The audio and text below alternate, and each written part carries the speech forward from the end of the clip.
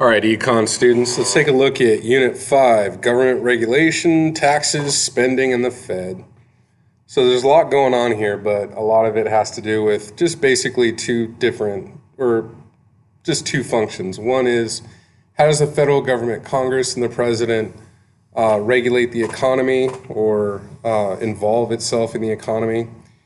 And then the Fed, well, we'll talk about the Fed. It's basically how our money is created. Here are the review questions. Pause so you can get them.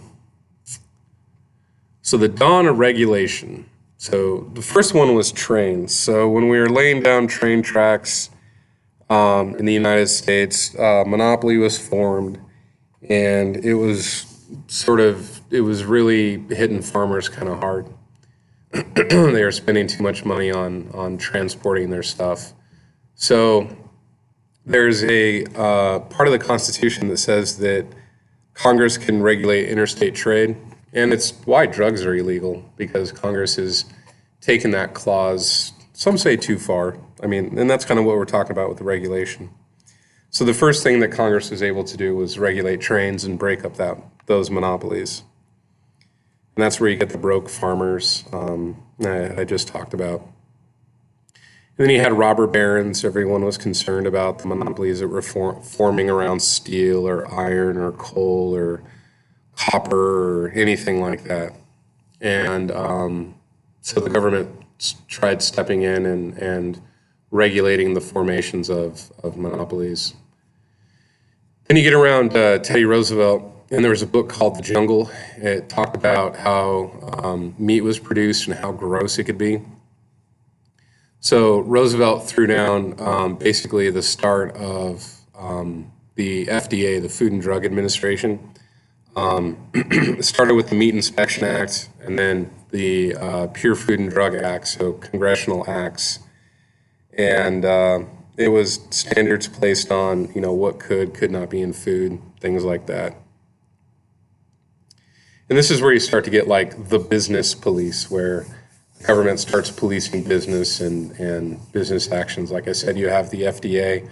Under President Wilson, you had regulations like corporations had to be fully transparent about their business. That was strengthened under Franklin Roosevelt as well. So then you have the Great Depression, so the dirty meat, the police, business police, kind of all that stuff. That happened in the 1920s, so now we're talking about this is around the 1930s and 40s. You have an economic collapse, and we talked about why the economy collapsed. And mega regulation. So you have one thing called the National Labor Relations Act, and or it's the NR. You'll see it as NLRB, National Labor Relations Board.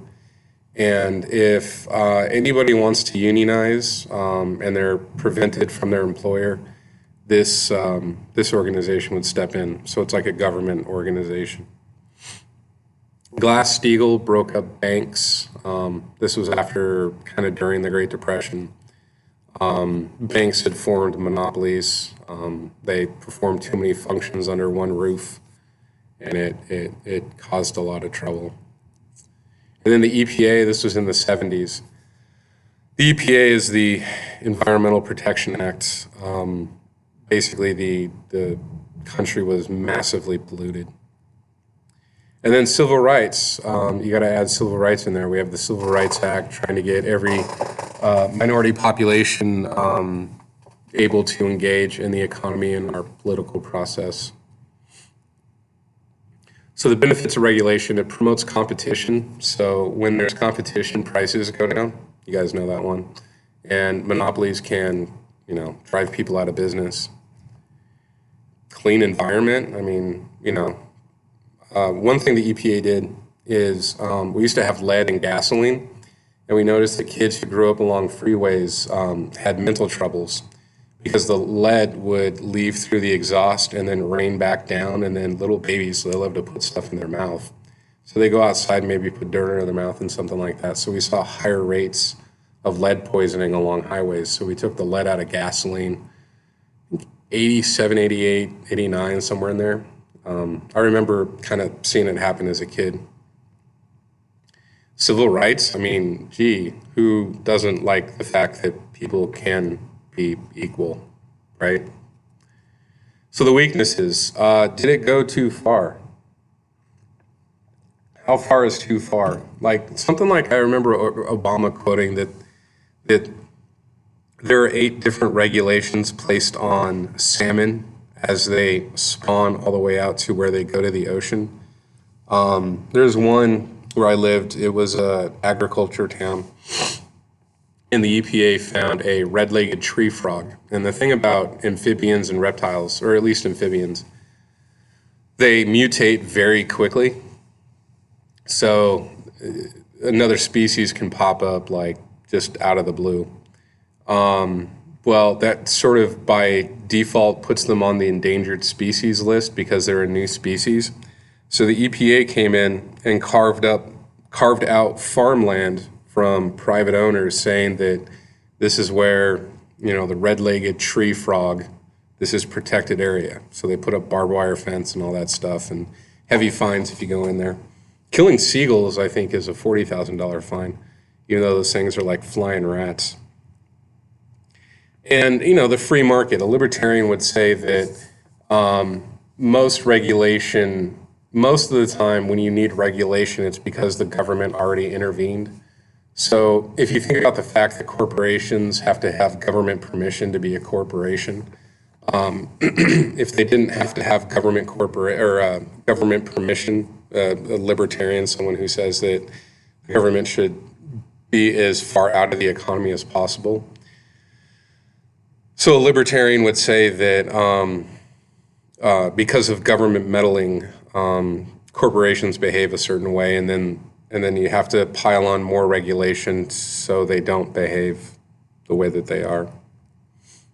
And then the added expense. So you have coal plants to generate electricity, and the government makes them put scrubbers on top of the smokestacks. And, this can limit their output or raise their expense of running their business. And they can make electricity more expensive. All right, let's talk taxes. So there are many taxes. Whenever there's economic activity, the government seems to want to take a piece of the action. I think even the IRS was like, they sort of enacted a policy like, if you're a drug dealer, please report your income and we won't snitch on you. So, I mean, whenever there's economic activity, the government does want a piece of it. So the first one is income tax, 16th Amendment. Now, the Constitution before the 16th Amendment, and this was around President Wilson, said that you can't tax income, so we had to amend the Constitution. It's probably one of the more hated taxes out there. You get your check and it's like, hey, this is what you made when you made, minimum wage times 8 hours. And then you do the math and look on your check and it's like way less. And you're like, wait a minute, that math doesn't add up. Well, in between what you get on your check and what they say that you actually worked, taxes are taken out. Sales tax, we all have to pay sales tax. A tariff, there's stuff in the news about tariffs right now. Basically, a tariff is a tax on trade, so it's a tax on imports. You don't want to tax exports because that just kills your domestic business. But you want to tax imports, and or at least that's, it depends on your political standing, but tariffs are a tax on imports. And what that does is, like, let's say that China makes chairs for $8, and then you get a similar chair in the United States for $15. Which one are you going to buy? You're going to buy the $8 chair. Well, that hurts American businesses. So the government will institute a tariff on Chinese chairs and raise their price to like $20. And so the tax is on, so a company imports it, so the government taxes the company for importing those chairs. So by the time you see it in the store, it's $20. And then you make the choice to buy the $15 American chair. Value added tax. So if you think of like a puzzle, you put together a puzzle and each piece forms the picture until you're done with the puzzle. And what you really want is you want to be done with the puzzle. So what the value added tax does is you have what are called final products. So you have pieces that form a final product. So if you think of like a pizza, you have all the ingredients of a pizza, but at each stage of the manufacture of even those pieces, the government can institute a tax or does institute a tax. It's probably one of the least used taxes, but it does happen. I mean, the government has been like really sort of backing off value added taxes. Property taxes, basically if you own property in the state of California, you got to pay, I don't know, it depends on the area, but it can't go farther than 3%. So if you have a house that's $100,000, 3% obviously is $3,000. But you also have what are called bonds. And you may see something outside about signs up that say vote for Measure J. Basically, you know, if you're a student here, you know that we don't really have enough bathrooms or you know, I don't want to be on recording saying that our bathrooms suck, but we don't have enough bathrooms. And some of the science classrooms can shoot water across the classroom. That stuff needs to be fixed, but that you can't snap money out of thin air. So what the county does is they sell a bond with the purpose of improving, you know, the infrastructure of the school. Well, at least that's the stated purpose of Measure J. Well, what ends up happening is to pay that bond, I think to pay that bond in particular, every $100,000 your house is worth, it's going to be $15 extra on your property taxes. So if you have an $800,000 house, 8 times 15 is, what is that? It's $7.50 in the morning. Do the math. And then you have customs and duty taxes. Basically, it's like if you buy something in France and bring it in, it's kind of like a citizen-imposed tariff. If you buy T-shirts in France, they want you to pay a tax because you didn't buy them here.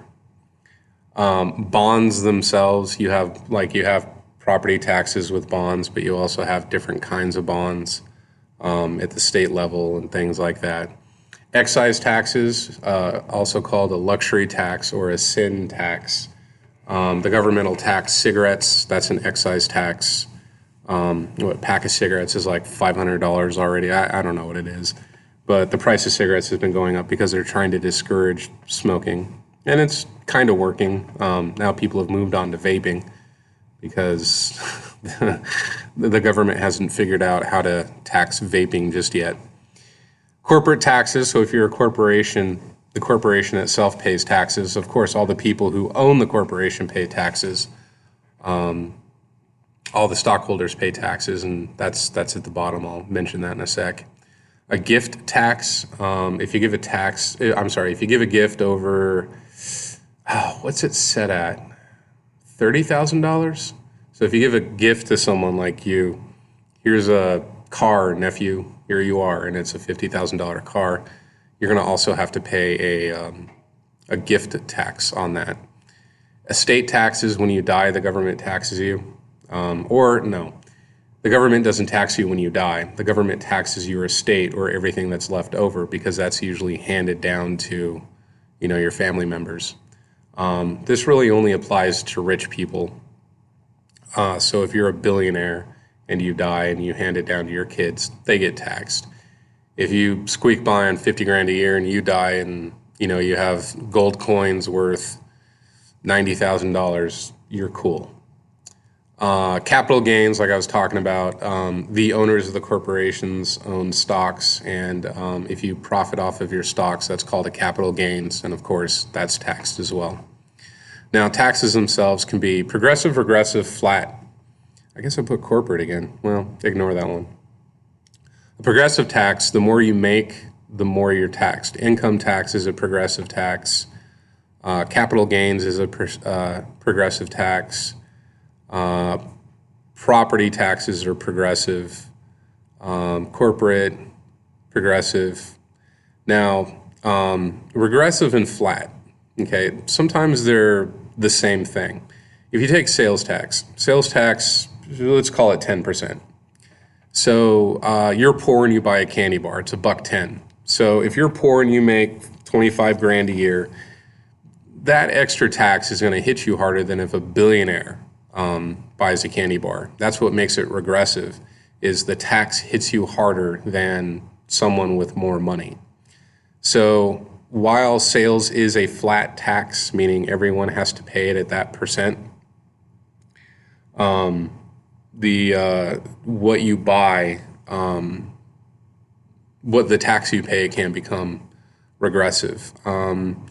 Tariffs don't really fall in that. VATs don't really fall in that. But customs duty taxes, estate taxes to an extent, because like when I first started teaching, I qualified for welfare, and then I got a $5,000 or $6,000 raise, and no, it was more than that. It was probably $8,000. Got an $8,000 raise in my second year, but that put me at a tax bracket where I was making more income, so they want to, tax you more. The thing is, though, is if you're at the bottom of a tax bracket, so I think at like $42,000, you're going to pay it. Taxes are going to hit you. Income taxes are going to hit you harder than if you're at the top of a tax bracket, because you're just not going to be, your income isn't going to be taxed as heavily. So even in my second year, when I got my raise, I still qualified for welfare because I was at the bottom of a tax bracket. But as I moved up that tax bracket, I stopped qualifying for welfare. So yeah, there's some taxes for